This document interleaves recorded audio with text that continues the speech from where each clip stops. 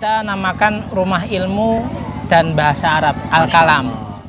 Bismillahirrahmanirrahim. Assalamualaikum warahmatullahi wabarakatuh. Alhamdulillahirabbil alamin wa bihi nasta'in ala umuri dunya waddin wa ala alihi washabbihi ajma'in amma ba'du.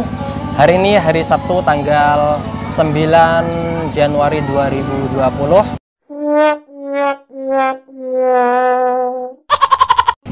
Saya berkesempatan untuk mewawancarai saudara kita Al-Ustadz Nuryanto di acara tasyakuran dan tajamunya Ustadz Danur bersama istrinya yang sebenarnya ini adalah acara pernikahan adiknya.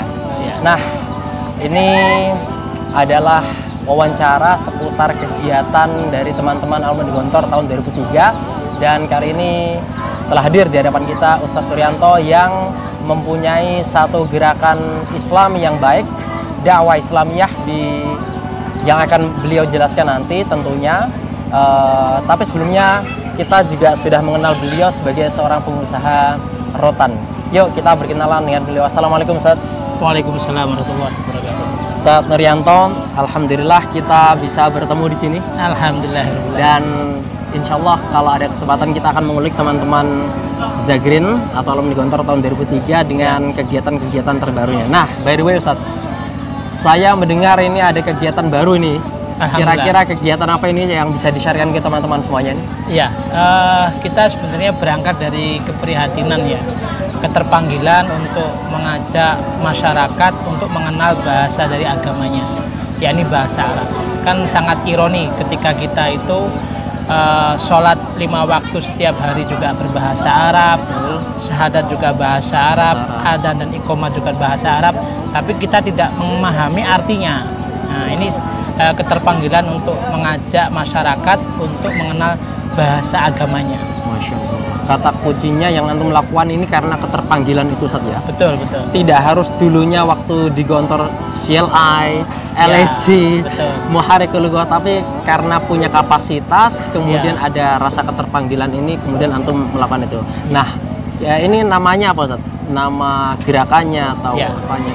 Kita namakan rumah ilmu dan bahasa Arab, Al-Kalam. Jadi kenapa rumah ilmu? Karena kita berharap ini menjadi Darul Ilmi wal Lughah ke depannya.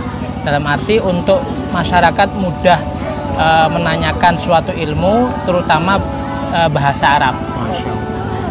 Dan apalagi bahasa Arab adalah bahasa Al-Quran, dan itu adalah sumber daripada keilmuan. Maka sudah wajib bagi umat Islam itu memahami bahasa Arab sebenarnya. Betul. Kalau di Jawa Timur ada Dalwa Ustadz ya, Darul Dakwah. Kalau ini Al-Kalam, Darul Ilmi wal Lughah. Darul Ilmi wal Lughah. Dan Al-Kalam sendiri itu apa Ustadz? Al-Kalam itu sebenarnya diambil dari kitab Al-Jurmiyah bab yang pertama. Kalau dalam fikih wadih namanya jumlah mufidah. Nah, jadi kenapa filosofinya bahwa Al-Kalam ini ya harus bermanfaat.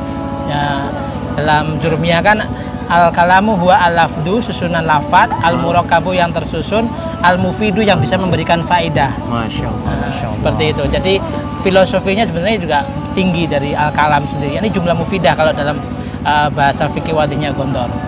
Jadi Al-Kalam itu sebuah nama gerakannya atau Darul Kalam apa?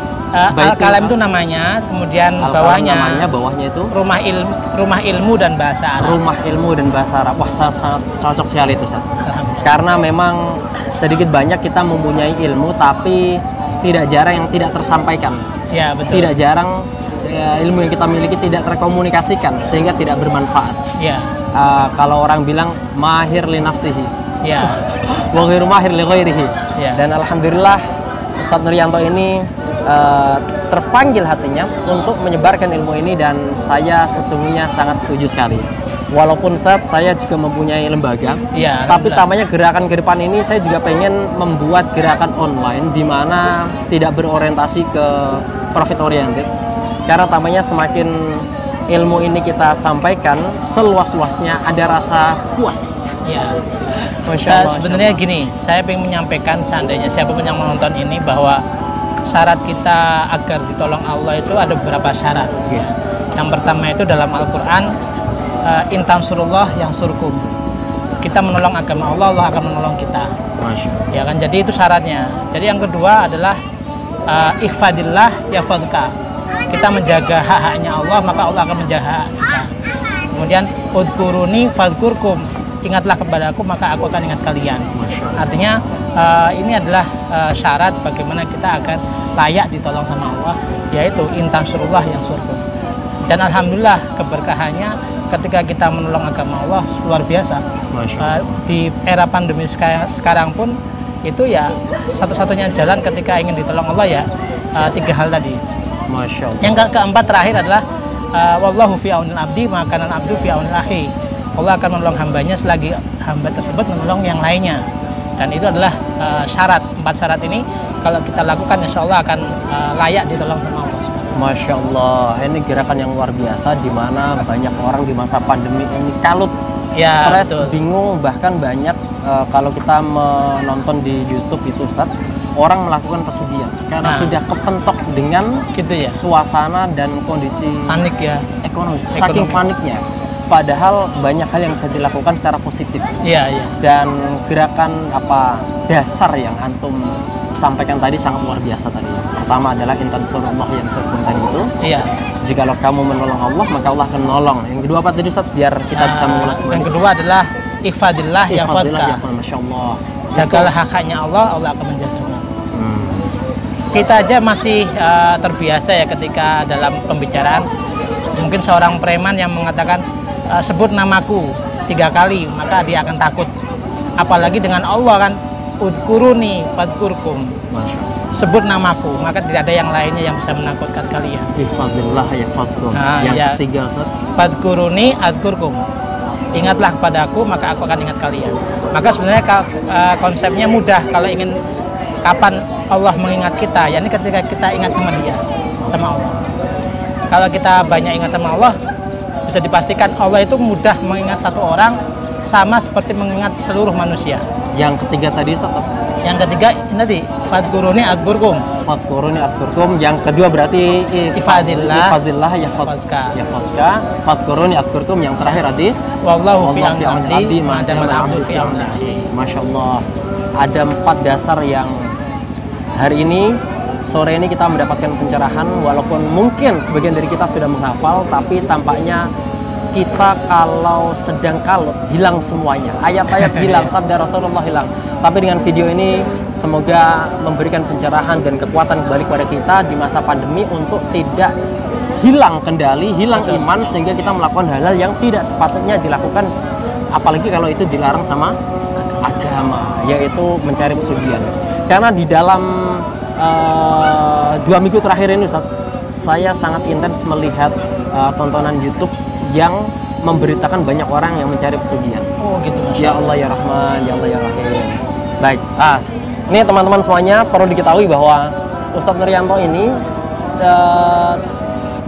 jangan dipandang cuma begini saja. Beliau punya bisnis besar dan alhamdulillah sudah masuk ke majalah Ustadz ya sebagai apa Ustadz?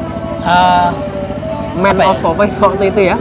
Beberapa kali. Alhamdulillah, yaitu bergerak di bidang rotan, dan ini salah satu resep dahsyat tidak hanya di masa pandemi, tapi di masa normal pun ini sangat bagus. Dimana ketika orang berkompetisi di dalam bisnis dan bisnisnya sama, Ustadz Nuryanto ini mengambil bisnis lain di mana orang jarang melakukannya, yaitu bisnis rotan.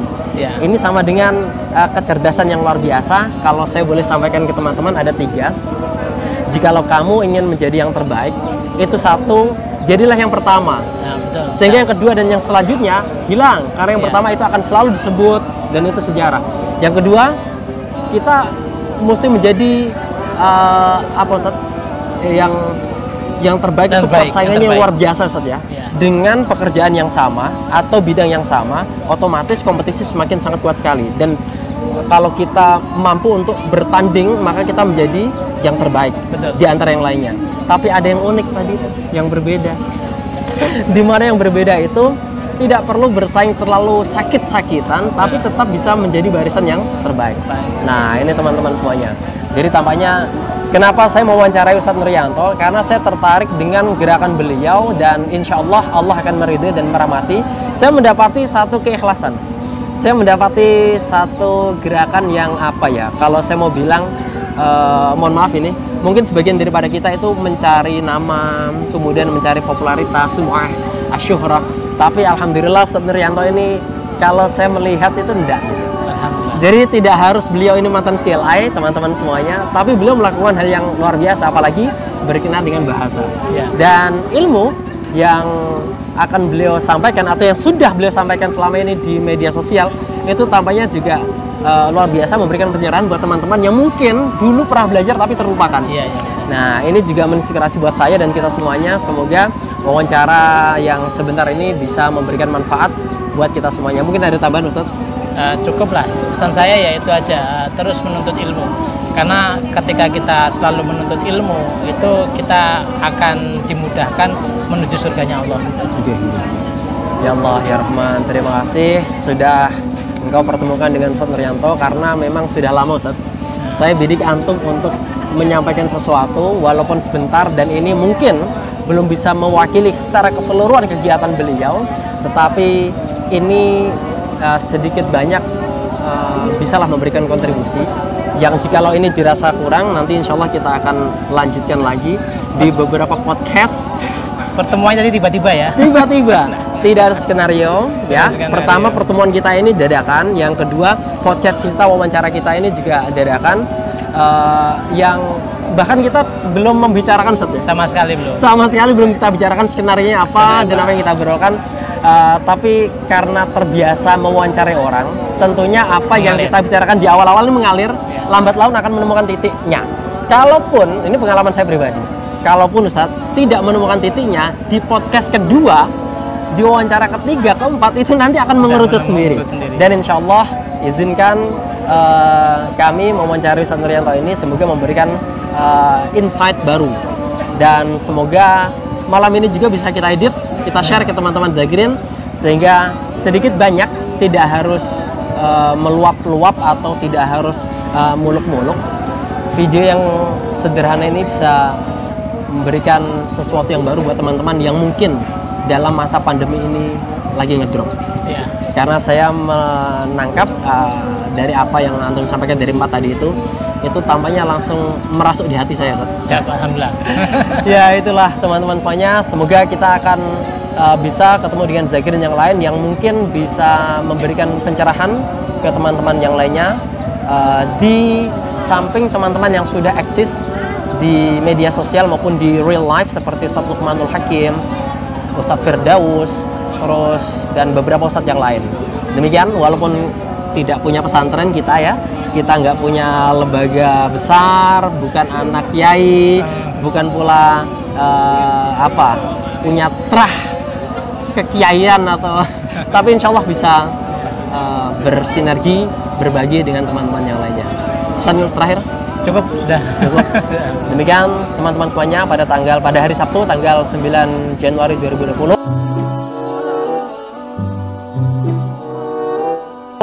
kami dari Purwoasri, Purwoasri. Ini di Purwoasri, di tempat mertuanya Ustadz Danur Pranoto Projo. Teman-teman Zakirin diundang dan kami sekarang lagi di depan ini lagi berkumpul.